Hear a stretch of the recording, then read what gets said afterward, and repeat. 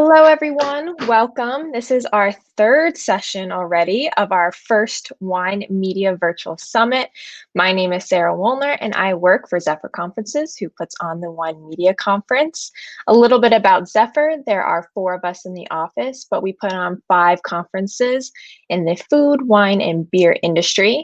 The WMC was started in 2008, and I know a lot of you were here when it was called the Wine Bloggers Conference, but we have since expanded and have created a lot more sessions for writers, bloggers, influencers, and wine media or wine industry members who want to connect with wine media. So one thing that makes us unique is that we do travel to new locations all over the world. Last year we were in Australia tasting wines and experiencing that. This year we were supposed to be in Eugene, Oregon, but that was postponed to August 2021. Instead, we're here with you virtually, and I hope to see you all next year and we can cheers in person. This was actually my first job out of college, and I feel extremely lucky to interact with all of you and put on these events. I'm new to the wine world, but I am learning a lot and loving every second. I do the marketing for the Wine Media Conference, so if you tweet or post or tag the WMC, I'm the one reading those, so please feel free to say hi. I see a lot of you have found the chat section. Please continue to use that during the session. I will send them all to Deborah after the session ends. She'll look at those, so please keep commenting in there. If you do actually have a question, please put it in the ask a question section in the bottom middle-ish of your screen. I'll keep track of all of those and then come on later and ask them to our fabulous speaker. So I don't want to take up too much of your time. We have a fabulous session for you, Vodcasting for Success with Deborah Parker Wong, and I will let her take it away. Great, thanks very much, Sarah. You know, that's 1.25 conferences per person there. That's some heavy lifting. We're really glad to have you. Thanks for the great intro. So folks, hi. If you're anything like me, you've been spending a lot of time video conferencing with your colleagues, your family, and your friends.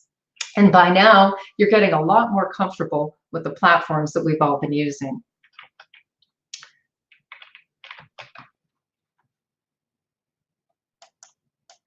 I'm advancing my slides here. Okay, a little bit about me. Some of you know me. I am the gig economy personified. I have lots of different jobs, all of which I love. And here are some of the folks that I work with and I work for. But I don't want to spend a lot of time talking about who I am. I want to get right to the subject at hand, which is why vodcasting? What is a vodcast? Why should I do it? Well, a vodcast it's a catch-all term, basically, for pre-recorded video segments that feature a host or hosts and guests or guests that is specifically designed to be published across many different platforms or outlets and on social media as well. So we're talking about a very specific format or different kinds of formats. I first started using video conferencing in 2015 when I started teaching online. And it occurred to me that it was an easy segue to video content creation once I had some of these tools under my belt here. And so that's exactly what I've done. There's some reverse engineering involved and absolutely some problem solving. And that's why I put together this talk, because I really wanted to provide an orientation to successful video content creation. So a quick aside regarding podcasting, which it's very robust, it's very, very developed, but that area is also evolving. In July, Spotify, which is a popular platform, announced that it added video content creation tools for its podcasters. And guess what? They're now vodcasters. Some of my favorite wine industry podcasts are I'll Drink to That by Levi Dalton. I'm sure many of you listen to it. And it's really exciting and dynamic audio, but watching Levi record a podcast is like watching paint dry. He's got a big headset on, his face is obscured by a large podcasting mic. It's not optimal video. Vodcasts need to have compelling video. And that's something that we're going to focus on today, of course. So I do think that vodcasters can absolutely use some of the best practices that podcasters have. And I know we've got some podcasting subject matter experts out there. So please jump on the chat, offer up your faves, talk about tips. I know that attendees could be very interested in that, but I won't be discussing podcasting metrics or platforms in today's talk, just a heads up. So video content creation using a video conferencing platform of your choice. My choice is Zoom because I have several years of using it and because of some of the capabilities it has. Today, we're using Crowdcast, and you're looking at my home office. Crowdcast doesn't have the capability for a virtual background. Zoom does have that, and that is a really important visual component of the vodcast that I've been producing. There's lots, it also has cloud storage. And cloud storage is important to backup. I'm downloading some of these large MP4 files to my external hard drive, but I've got them archived in the cloud as a backup plan. These are valuable media assets and I need to protect them. So cloud storage is really a priority for me. So video platform of your choice, learning how to use it, learning what some of the limitations are. There's others. I've worked with Microsoft Teams. I read about Squadcast and Wistia, maybe attendees have some others that could put up on the chat that could be interesting as well too. But today we're using Crowdcast. So good vodcasting relies on the quality and the reliability of your recording software and your internet connection. And also using a format for the vodcast that works toward the goal of one and done, meaning you're not going to be spending a lot of time editing. So most of the video conferencing platforms have simple editing tools, but I can tell you the most I've ever done is trim a little bit at the front or trim a little bit at the end. That's it. So I'm going to show you how to do it. So here we go. Today I'm covering some tech best practices. I'm not addressing how to look your best on camera. There's tons of tips and tricks out there for how to do that. And the simplest one in Zoom is to use the Fix Up My Appearance feature. Great. What to do with your content once you've created it. There are other sessions in the conference that are designed to help you optimize your content. Phil Pallen has a session on Instagram. Scott Fish talks SEO. And Kelly Wagner is sharing her social media savvy. You can believe I'll be listening to some of those talks as well. So I'm going to take you through a couple mini case studies that will illustrate the formats that I'm talking about here. So to kick it off, we're going to talk about optimizing the quality of your video and audio. First and foremost, plug in, use a wired internet connection. I know everyone says, oh, I'm using Wi-Fi. I found in my experience that Wi-Fi is unstable. And if you have access to a wired Ethernet, make sure that you're using it. And this is about optimizing the quality of everything that you're doing. If you are using Wi-Fi, make sure that you're working from 20 to 30 feet from that router. This is called the overpowered zone, and it's where you're going to get the most power from your connection. If you've got a range extender, all it's doing is pushing the signal out to you. It's not making it any stronger. So try to snuggle up to that router if you can. And I've just put some specifics of my internet connection here, and I suggest you take a look at yours as well too. And you can find that when you look at the specifics of your network connections on your computer. So we're going to talk a little bit about bandwidth, the bandwidth that's required for recording, video conferencing and recording a vodcast. So you can see video conferencing right here is using 10 megabits per second. So the standard is between 6 and 10, but it's 8 megabits per second. Megabits is your upload and download speed because video conferencing is occurring in real time. Megabytes would be the size of your files. Okay, the size of the PowerPoint file that I'm using right now would be in megabytes. I do want to walk you through this a little bit. What you can do if you have other members of your household that are using your net connection, your internet connection while you're recording, hosting your vodcast, you want to make sure that you have the bandwidth available to, so that the integrity of your audio and video is perfect. My husband is next door talking to Asia on a conference call. My son is in the next room gaming. So in the past, I blamed latency or lag and freezing of my recording sessions on my son's gaming. But you can see in this slide that online gaming is not sucking up a lot of bandwidth. So that wasn't, it was an easy out, but it wasn't actually the cause of the problems that I was having with the quality of my recordings. You can see video conferencing here taking about 10 megabits per second. But with my husband also video conferencing and my son gaming, I want to have at least 20 megabits per second. It's called headroom to make sure that I've got the quality that I want there. And 4K video streaming, this is ultra high definition video. It uses twice the bandwidth of high definition video. And you can see, wow, it's really pulling a lot from your bandwidth.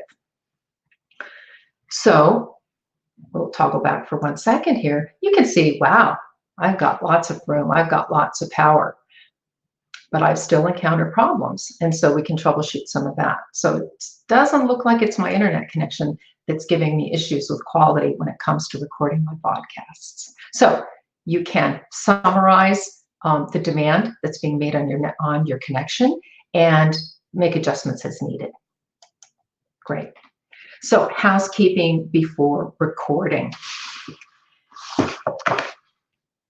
This is a fun one. So I have a very simple housekeeping routine that I do prior to any recording or video conferencing to optimize the quality of my video and audio.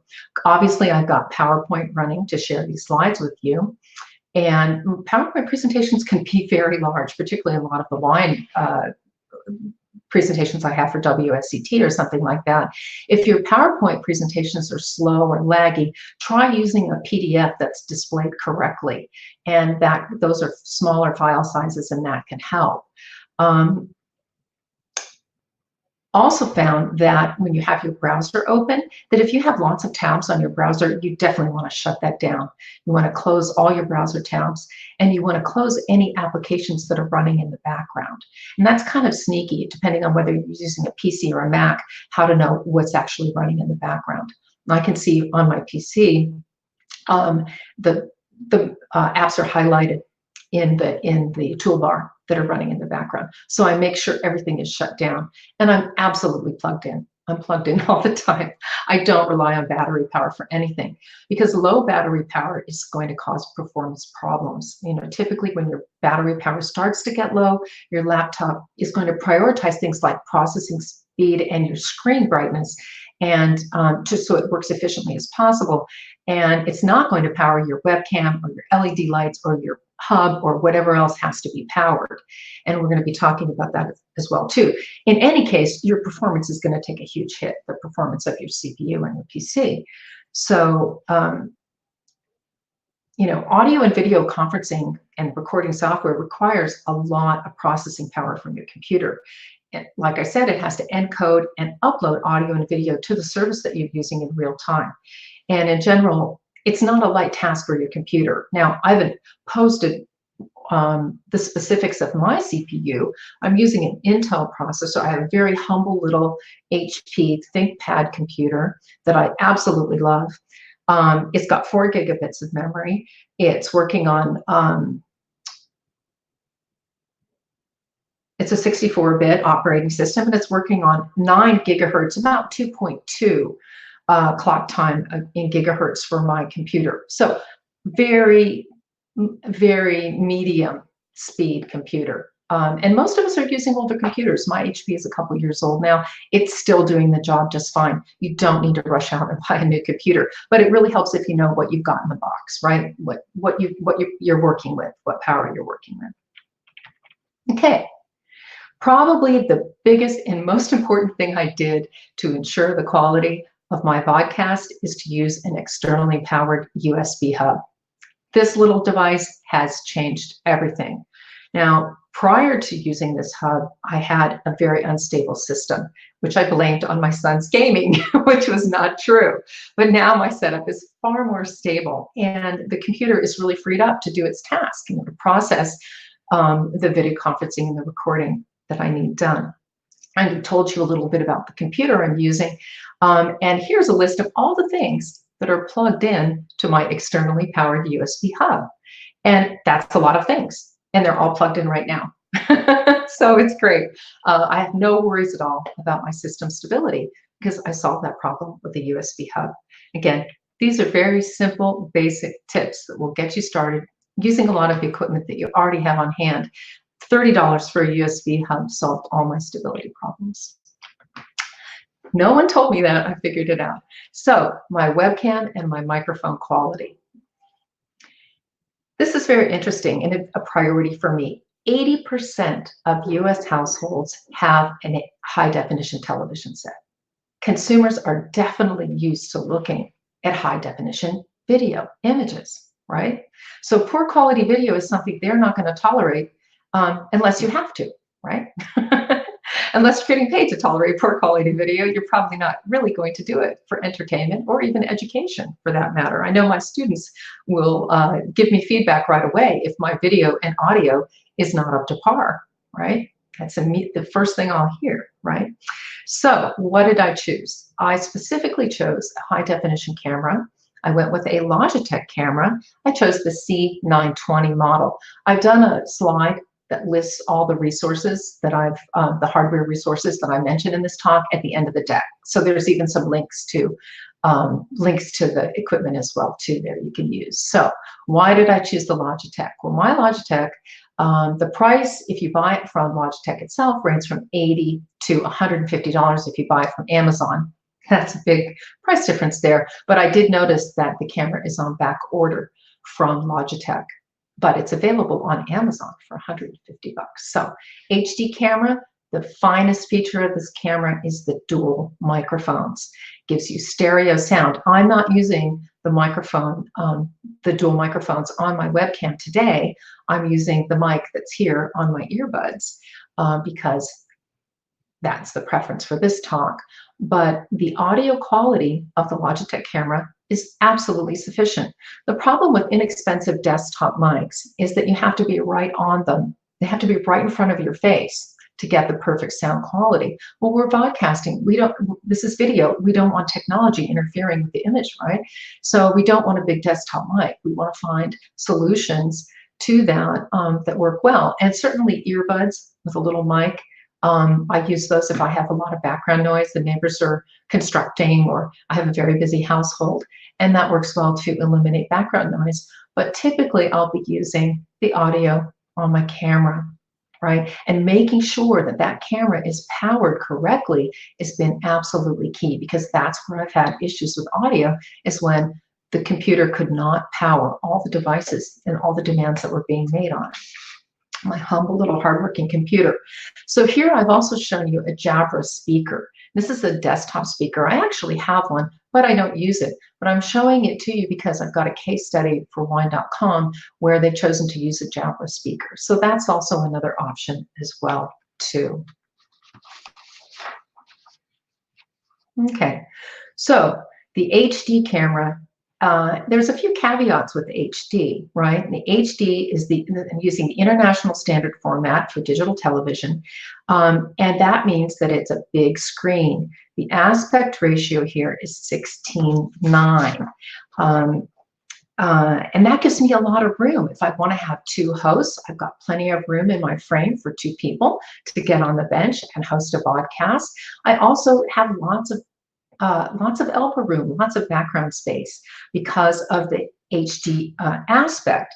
But I can't use I can't toggle to a standard aspect in a video conferencing platform like Zoom. You're locked into HD. And that means that if you're going to use a green screen, you're going to have a big one. And we're going to talk about green screens specifically. So I'll take you there. So lighting, in addition to having a really good quality image, you want lighting to be good. And believe me, we've all watched plenty of virtual tastings and done plenty of video conferencing where lighting is random and all over the place. You cannot rely on daylight. You absolutely cannot. And so I stopped doing that a long time ago. It's really important if you're hosting a vodcast to get the lighting right as the host. You're going to have a lot less control over your guests, but consistency for your for the format of your podcast is really going to add a much higher production value to what you're doing. And it's going to make it look a lot more professional. And I'll show you some examples of that. Now, I'm going to backtrack 1 second. I skipped over a little moment about audio here. So I'm just going to take you back, easy enough to pick up where we were. So in terms of optimizing audio quality, and I've talked about the different types of microphones that I can and do use, but in terms of optimizing audio quality, obviously I don't want a visible microphone. So desktop mics are out. And the best tips for your audio quality is to use a fully furnished room. Now, my office isn't big, but it's carpeted, and I have soft furnishings. I have a day bed. Also, my green screen that I use is green fleece. It's wonderful for acoustics. It absorbs all the sound. If you are vodcasting or recording from a room that has a lot of hard surfaces, and we see this in one of our case studies, you can expect that sound quality will be hollow. There could be echoes. You can buy acoustic panels to help mitigate that. But again, it's all about setup and space and using what you've got. So didn't mean to overlook audio quality. So back to lighting. The lighting that we want to use here is, I'm using LED.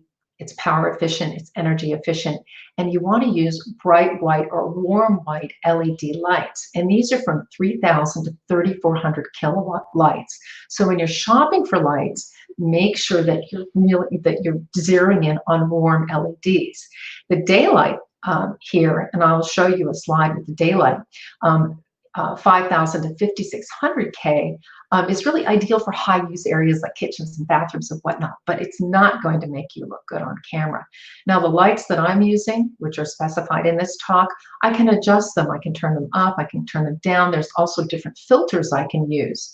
And I'm really only several months into using the LEDs. I had been using warm LEDs in desk lamps prior to upgrading to the lights that I'm using now. But here's a look at what 5600 LED K looks like. Look how cool it is. Not good against this white background at all for the slow wine guide podcast. And then here below, you see the warm LED lights against the white background where I look like a human being, like I actually have a pulse, okay? So that's really important. So again, when you're shopping, make sure that's part of the specification for the lights. And lights are not expensive, but they're really, really absolutely a priority, particularly for something like a podcast. Okay, so the green screen hack. This is my favorite. This is my favorite hack of all times. This was required to accommodate the 16:9 aspect ratio of the high definition camera that I purchased. Could not get away with a little standard green screen behind me. And also I don't have a lot of space in my office and I don't want to set up a bunch of extra stuff. So I came up with a solution. I happen to have a picture rail in my office and I put some adhesive Velcro tape loops on one side and I simply sewed some Velcro onto some green fleece on the other side, and I can get up my green screen in 30 seconds, get it up and down in 30 seconds or less. And so I'm really, really happy with this particular hack. And the green screen is absolutely an important part of the higher production value of the vodcasting that we've been doing, particularly for Planet Grape Wine Reviews vodcast series. So the question you're going to ask is, what is the size of this green screen? It's 8 feet by 7 feet of neon green fleece. Of course, you're never seeing it. You're never seeing it in the video, but you get a chance to see look behind the scenes and see it here. So this is what my husband sees when he walks by and I'm recording a podcast. This is what it looks like. And here you can see the reason why the green screen is so important. These are the Planet Grape Wine Review podcasts. There were 7 of these. I'm showing you 6 here. And the production value is quite good. Lighting is a little bit low in some cases, but these are screen grabs, so it's not true. But you can see that there's tremendous amount of variety. There's different energy, a different feeling for these podcasts, and I'll be talking about that format. Okay, finally we get to talk about content. And I hope that the tech tips that I've gone over, I know they're really basic, but I hope they're helpful and that you can use them so you can get started podcasting sooner than later, right? So you absolutely need to use a script. Depending on the format of the podcast that you're planning on creating, the Planet Grape Wine Review podcast required scripts. And as a writer, I'd much rather spend time writing a script than editing a video, because I'm not a video editor. So I prefer to do the writing. You do the writing up front, little or no editing required on the back end. And that is the sheer beauty of the return on investment in your time there. In the case of the Slow Wine Guy podcast format, script is not required, but a very specific format is used. So write a script, use an introduction. I use a standard introduction for all the podcasts, and I keep them very brief. You know, viewers and listeners are there to hear the guests of the show, not to hear a long-winded host or producer. So I use a very upbeat, brief intro for the podcast, and I get my winemakers or my guests talking as soon as possible. You know, a lot of podcasts are languid, like, you know, people chat and they, you know, there's maybe some dead air. Their pace is can be quite measured. That's not the case with a podcast. You want things to start happening as soon as possible. And I try to keep it moving pretty quickly, you know, not talking too fast, but just keep things moving. You know, you're going to lose eyeballs very, very quickly. And we'll talk about that retention rate a little bit. And also with regard to preparing your guests. If you have a scripted podcast, guests are going to need to be part of that program. In the case of an unscripted podcast, there are a few tips and tricks for how to get your guests in the zone, so there's not going to be any editing involved, right? And you can see here, this is an example of the case study podcast from wine.com, and you can see she absolutely has a script here. And sorry, this was a virtual tasting, not a podcast, but she's absolutely using a script. So I picked up on that image. Let's see where we're at. We're on slide 15. Great. So case studies. Here we go. Wine.com's virtual tastings. Okay, I know it's not a vodcast, but it gives us some very handy and accessible YouTube metrics to look at. And it's also recorded and archived on the wine.com site. So we're taking a look at wine.com's virtual tasting for some best practices on what to do. Now, these virtual tastings have been the most successful that I've seen as far as a retailer, online or otherwise, presenting consumer tastings. And I know some trade are involved in this as well, too. So let's take a look at what's happening with wine.com. So here's Gwendolyn Osborne. She's been the host of over 30, I say consumer tastings, because we know that consumers are buying the wines that are being offered from wine.com to taste along with her and her guests. And she's here in her kitchen. Wow. Okay, let's get a closer look at what that looks like. Okay, here she is in her kitchen. Acoustics are not great here, right? Lots of hard surfaces, tile, glass, stainless steel. The window coverings, the windows are all covered. Around in the rest of the kitchen, everything is shut down. I didn't show you those pictures, but all the window shades are pulled down. And you can see from this slide, it's a very simple and effective setup. There's not a lot going on here. If we were to pull back, you would see the very same thing. There's not a lot going on. So this is what wine.com has chosen to use. They've got the Jabra speaker, one I talked about earlier.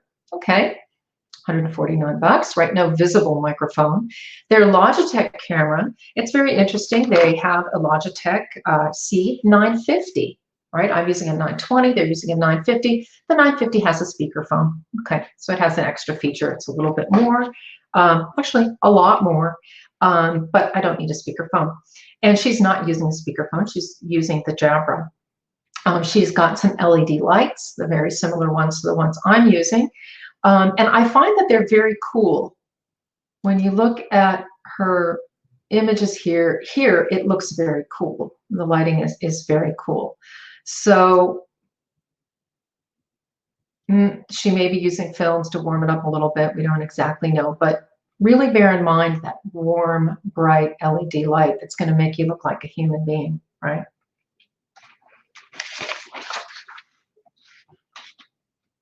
Okay, so pretty simple tech here. Plus her computer. She's got an old Mac, and nothing special, right?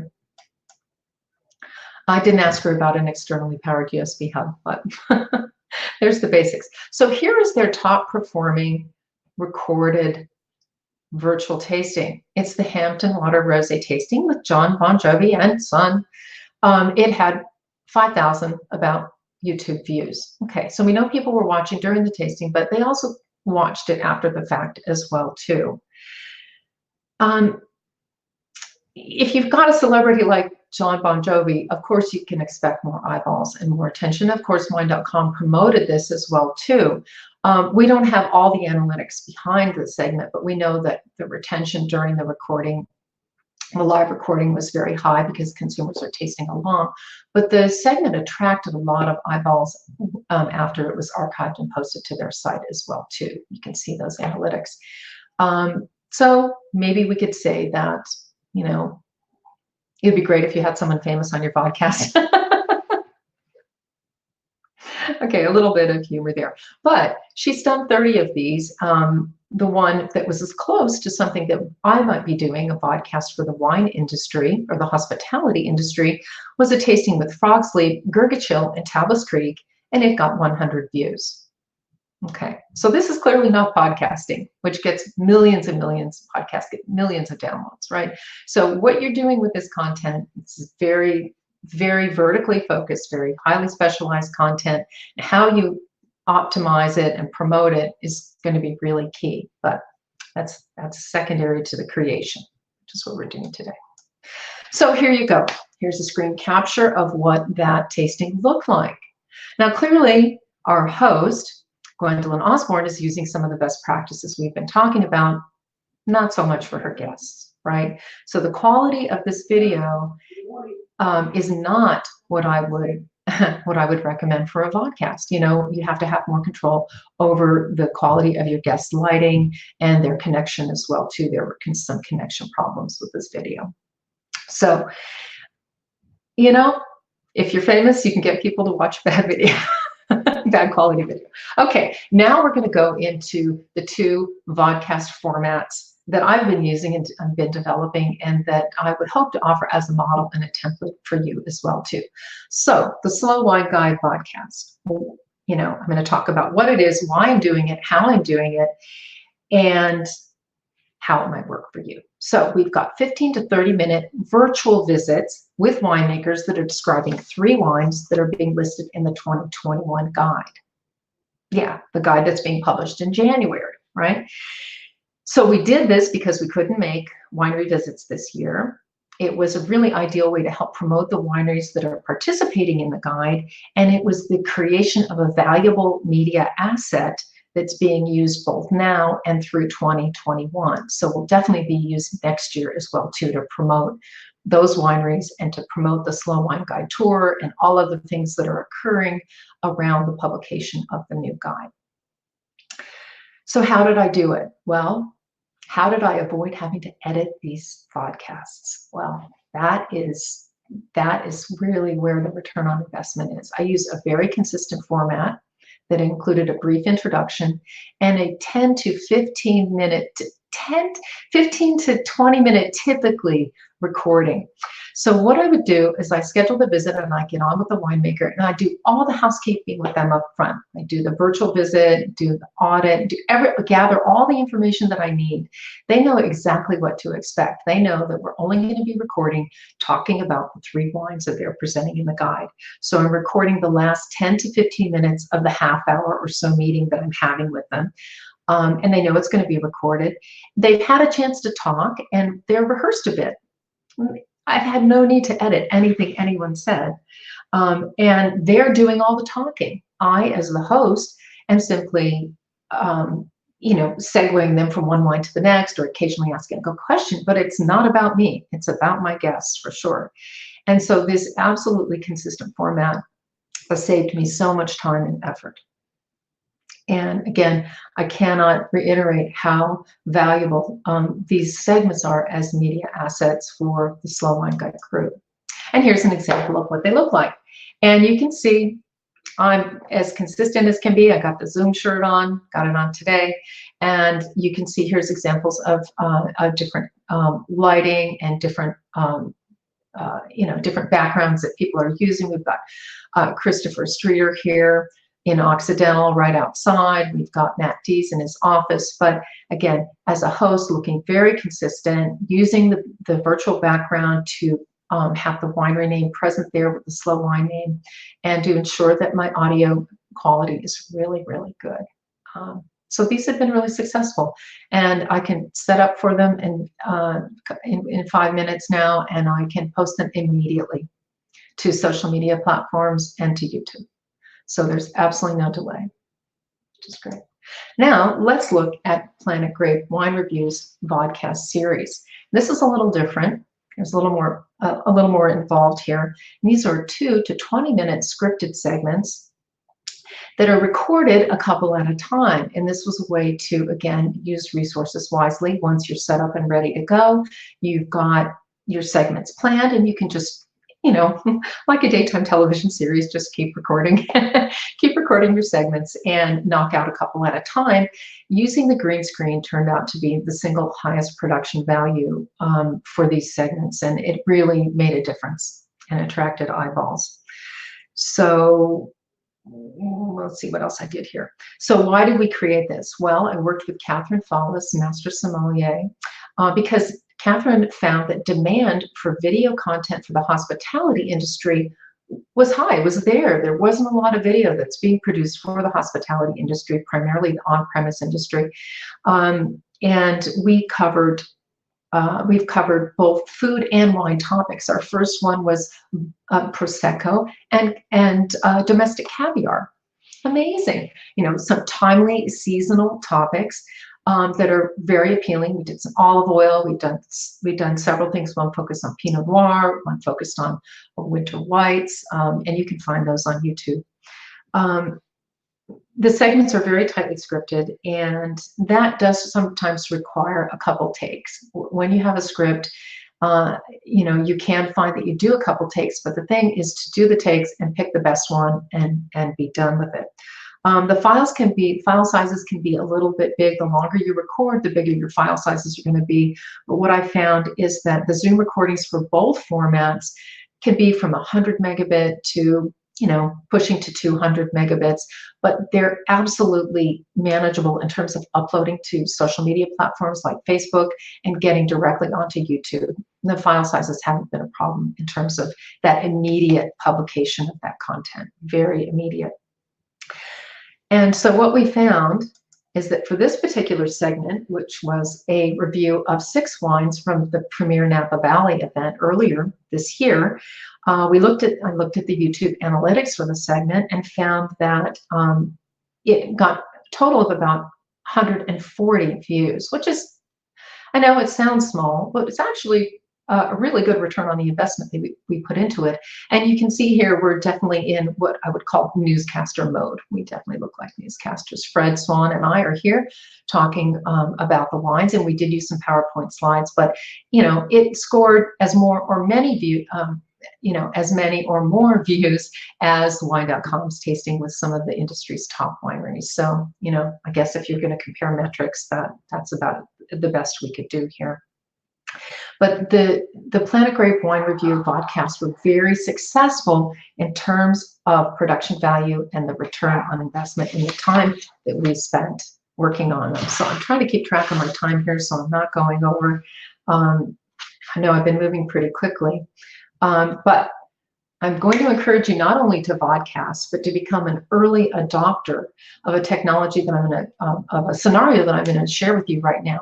And it came to me largely because Planet Grape Wine Reviews vodcasts were featured on the iSanté website which they were created for, but they were featured there in addition to my YouTube channel, Catherine Fallow's YouTube channel. So lots of different places that these podcasts are gathering views and gathering hits. So make sure when you're looking at the number of views or hits that you're getting for your content, that you're looking across the entire spectrum of where they exist online. Because my YouTube channel is getting hits, Catherine's getting hits, the magazine's getting hits. You have to, tally them all up to get your reach, your total reach. So iSanté is actually creating a virtual symposium. And I really want to encourage you to be an early adopter, because boy, if you're a gamer and you enjoy video gaming, recreationally, imagine getting to do that for work. Which, I think is really going to be the future. I think we're going to see a lot more of this. So here's the iSanté Virtual Symposium exhibit hall. It's the atrium of the hall. And, we know that virtual reality technology is very, very robust. It's very developed. It's used extensively in real estate. You may have seen it used there. I certainly am familiar with it because I worked on some computer-aided design VRs in technology myself. So I really want to encourage you to be an early adopter of this type of virtual symposium or exhibit. So here's a look at the main stage. And you can see Emiliano, our host here. He's hanging out.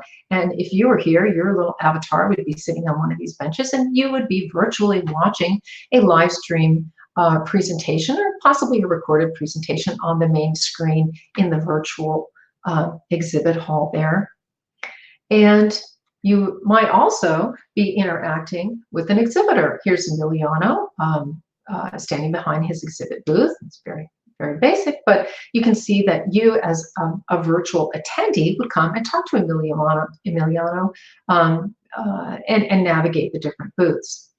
So it's going to be very interesting to see how this virtual reality environment is applied to our industry and if it can work successfully for us. But one thing I know for sure is that vodcasting is certainly possible, and I think that podcasters are going to be moving to vodcasting.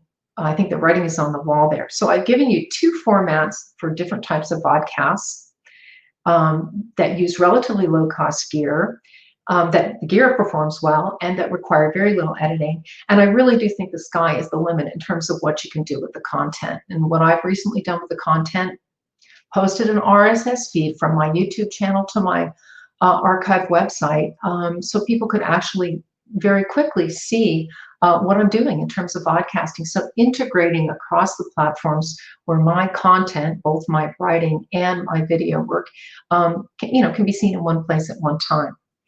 So with that, I don't know how I did, Sarah, in terms of time. I think I got a little lost there. No, you're perfect. You're right on time. Oh, great. Okay, so let me just say thank you. Happy podcasting, everyone. And then this screen is here in case you want to track down some of the gear or you have questions about gear. Okay. Mm-hmm. And we will link the slides with those links inside. They will be at the bottom of the recording through the All Access Pass, and I will link that in the chat in just a second. But awesome. We do have a few audience questions. Yeah, let me see if I can handle them. I don't know. We'll see. So you had a great tip about the virtual background. Some people mentioned that they have trouble with the fading in and out of the person against the background. Do you have any tips to combat that? Yes, I see that as well too. And I can tell you, I end up fiddling with the system. I turn the lights off and on. I try a different slide. I move in and out. I'll move back. I'll move forward. Sometimes I just have to situate myself perfectly. I don't see it a lot. So I haven't really had to drill down into problem solving because it's not something I'm experiencing often. But I'm just, fuss with it. Get some distance from your camera. Change your lighting, turn it off, turn it back on again, fiddle around a little bit and see. Also, one thing I can say is if you use a green screen, and I have this neon green screen, if you wear green, and sometimes I do, like I'll wear a scarf that has green in it, you'll seem transparent. So try not to wear green. See, I've got blue shirt, blue vest. I'm big on blue. I wear a lot of blue and brown on camera, so I'm not interfering with the green. So don't wear green. That's my big tip. Is that what you recommend? Darker colors, like a darker I do. blue? Well, if you look at the formats that I'm using for the slow wine guide, I'm using a white background. I can't really wear a white shirt. Also, I've had some problems with striped shirts. I'm going to move away from that as well too. But yeah, contrasting clothing and no patterns. I have my favorite Zoom shirt is a striped shirt, and I've noticed that there are some problems with that. So some of the broadcasting, the best practices for broadcasting absolutely apply. Don't wear a lot of pattern, and try to contrast with your background. Great. Someone just asked this question for clarification. When you say cool light, does that mean blue? Well, it looks blue, but from a light emitting diode, a quality standard, it's called cool. So right. It's that number of kilowatts. It's that high amount of kilowatts that makes it blue or makes it cool. I see Mary Orland chiming in there. Mary Orland is a broadcast pro, and so even talking about broadcasting in front of someone like Mary Orland would be intimidating. But no white patterns or stripes. Well, sorry, I wear some stripes. I do have a couple favorite striped shirts that you'll see showing up, and they're fine. Great. As far as light and like using light is key. Good light is key. You absolutely have to have good light. People are not going to watch if you're not well lit. Right. And a lot of these people are, work at a winery or want to show off where they are at a winery or just, outside in their backyard. As far as indoor, outdoor, have you seen do you have a preference for which one? Would you say only go indoor? Yes, I want as much control as possible. Okay. Right?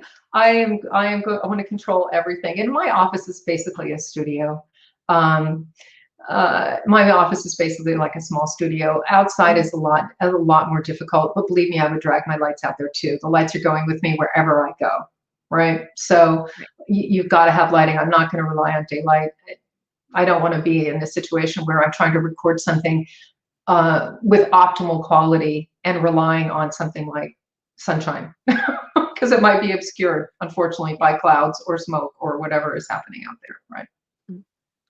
We had a few questions on guests, and do you prep guests for their video, audio environment ahead of time? How do you deal with their life? I know I didn't spend too much time talking about that, but for the slow wine guide, a vodcast that I'm doing, the guests are definitely prepped because I've already spent 20 minutes talking with them, and I tell them, okay, we're going to do all the housekeeping and details up front. We're not talking about SRPs, or we're not talking about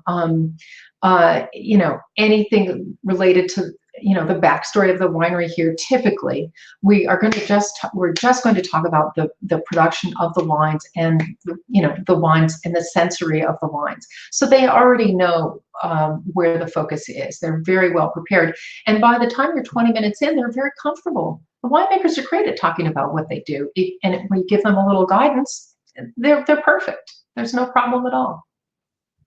So, I mean, that in terms of preparation, that's been the single most successful type of preparation I've done, is to spend a little time talking with them beforehand and then coaching them. We're going to record for the last 10 minutes. When we're done recording, I'm going to end the session. That'll be it. I'll say goodbye.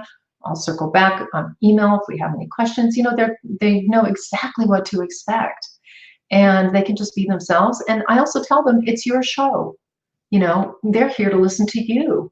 It's not to me. So don't expect me to do a lot of talking. This is you're the one that's going to be talking. They love it. They're empowered by it. Yeah. Awesome. The best layout for using a script on Zoom, do you put your script on one side or the other, right at the top next to the camera? What's your recommendation for using a script? Do you write it out beforehand? Yeah, Catherine Paulus and I for Planet Grape Wine Review podcast had printed scripts, and I had a printed script on a small, just a small holder in front of me, just in case I were to lose my place or need a prompt. And believe me, I've taught a lot of online classes, and I've tried lots of different ways of using the teleprompter on my phone, or I've screwed around with all kinds of stuff, and I've just given up. I print it out, fairly big font size. So I have a prompt there and I can refer to it. I don't have to rely on any technology to get to my notes if I need it. It's just right there in front of me. And with a 2-minute segment, the script is pretty manageable. A 20-minute segment, that's a different story. You need to stay on track, and, but once you start doing it, like anything, practice makes perfect. So the more you do it, the better you're going to get. Well, hopefully. Hopefully, yes. I feel like there's always something new with this technology that pops up, and you have to roll with it. Yeah, I just, I got so much, I'm surrounded by so much technology. There's something just nice about the good old analog piece of paper that I really like. It's like I would never go and do a talk without having a printed version of my talk there, in the event that the technology fails, or in the event that, whatever device, my phone battery dies or whatever, that I'm not relying on it. Right. Yeah. Fair. I know you mentioned this at the beginning, but we did have a question that asked, is your background right now virtual? No, this is my home office. Crowdcast does not allow us to use a virtual background. Otherwise, I would have had all kinds of fancy, I would have really been making it look good. No, this is my home office. This is me. This is what it looks like. And students and podcasters, viewers never see this. So. Amber asked, do you have any advice for easy editors to make a 30 to 40-second clip for vodcasts, probably to use for social media?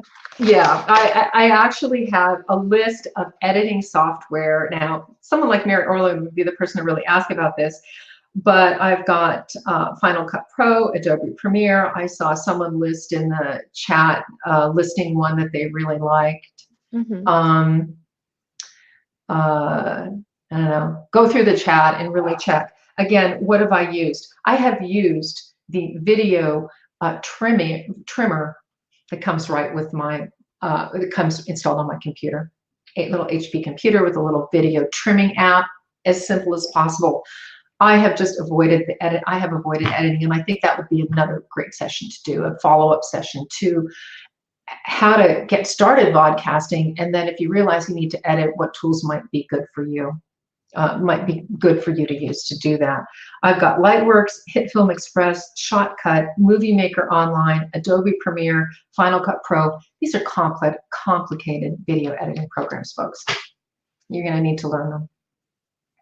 Oh, Amber says it's free on your phone. It's InShot. Okay. Maybe I'm going to write that down, Amber, and maybe I'll try to use that in the event that I need to edit something. CC asked, any tips for making podcasts more accessible? For example, visually impaired, good caption tools, or what to avoid? Do you have any suggestions? Yeah, accessibility, being an online educator, accessibility has been a real concern, because all of the asynchronous or online teaching that we're doing has to be accessible, and all of the PowerPoint presentations have to be made accessible as well too. I have a whole team of people at Santa Rosa JC and Cabrillo College who help me with the accessibility of my teaching tools. And I would have to go back and do a little reverse engineering. But I know certainly for PowerPoint presentations that you can use alt text to describe images that are there. And that's something that I would certainly be willing to do. But you've got audio, and the audio really, there's also audio transcription. For wine technology stuff, it's not good at all. Audio transcription has failed me. It just can't pick up on the terms, and the terms that we're using. It doesn't get it right. So I have not been impressed with audio transcription on Zoom, and I don't use it. I don't publish it or share it. Sorry. I would say describing images in alt text on anything you're doing, finding ways to finding ways to further annotate the video. Have you found YouTube to be successful in transcribing? I have not relied on YouTube for audio transcription because I've had no need for audio transcription, and that's just because I haven't had to do it. I really haven't explored it, so I'm sorry I can't say there. I'm sure, and there's a good chance that some of our attendees actually have done that and could have some tips there, and I would welcome any. I want to learn from you too. Our last panel, they talked about, was with wineries, and they talked about a lot of their wine tastings they hosted on Facebook Live. Do you find a particular platform to be better for wine? Well, I can tell you that live streaming scares me sometimes, because I will open my phone and open one of my social media apps and someone will be live streaming and I will be scared to death. They don't look happy. They're not presentable. They look like they're in their jammies or something, or their house clothes. And they're ranting about something and I just tune out. I don't know. Live streaming, I think, is quite tricky. And much of the live stream that I have watched, I saw a live stream tasting by St. Supri that I thought was quite good. Where they took people around the wine, they toured people around the winery. The Wine Institute just recorded a session for their winery members on virtual tastings and how to improve them. So I would point people to that. I think platforms for wine specifically, I say if we're doing video, we have to use the second most popular social media app for video, which is YouTube. You know, Instagram, it depends on your audience. You know, a lot of people are on Instagram, are not on Facebook. Some people are on Twitter. I use all the platforms for everything. And I would say still that for my audience, Facebook is still my best traction. Yeah, that's true. It depends where your audience is. You know, are they on social media, and how easy is it for them to get to this crowdcast or to Zoom or to view your actual podcast? Well, it's really super easy, because if I'm recording a Slow Wine Guide podcast, I record it, I go to Zoom Cloud, I download it, I upload it immediately to Facebook, and I'm done. And they can see it there on my timeline. And you can see 30 of them posted there on my timeline. And I would encourage you, if you're interested to see the range of quality, to look at them visually and or even listen to a few of them. I would say YouTube, if you have a channel and they follow that channel, that's easy. I put an RSS feed on my archive website for my YouTube channel, so stuff is showing up there. I'm trying to work it. Great. Awesome. I think that was it for our questions. Thank you so much. A very informative session. I learned a lot. I will be getting closer to my Wi-Fi router and using natural light. Some great tips. If anybody did join us late, we are recording the session and we will offer it through our All Access Pass. I just uploaded the link in the chat, so please click on that now before it goes away. You can also see our full agenda, also linked in the chat. Again, thank you, Deborah, so much. That was fantastic. I'm sure everyone's virtually clapping. Thank you all for joining us. Yeah, thank you all for joining us. This was great. We do have 2 more sessions today. The next one starts in 1 hour.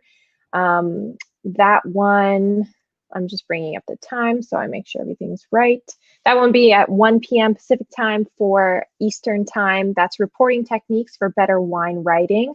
And then we have one session after that, a conversation with Dorothy Gator and John Breacher, and that will be at 3 p.m. Pacific and 6 Eastern. So again, you can check out all those sessions and more through the link in our chat and the All Access Pass if you wanted to find the notes for this or the slides for this presentation, or if you wanted to just replay and see Deborah again. So thank you. Thanks so much, Sarah. And thanks everyone for watching and listening. And please email me if you have thoughts or ideas or questions or concerns. I'm very available online. So fantastic. All right. Hopefully I will see you guys later. Okay. See you later, Sarah. Bye. Bye.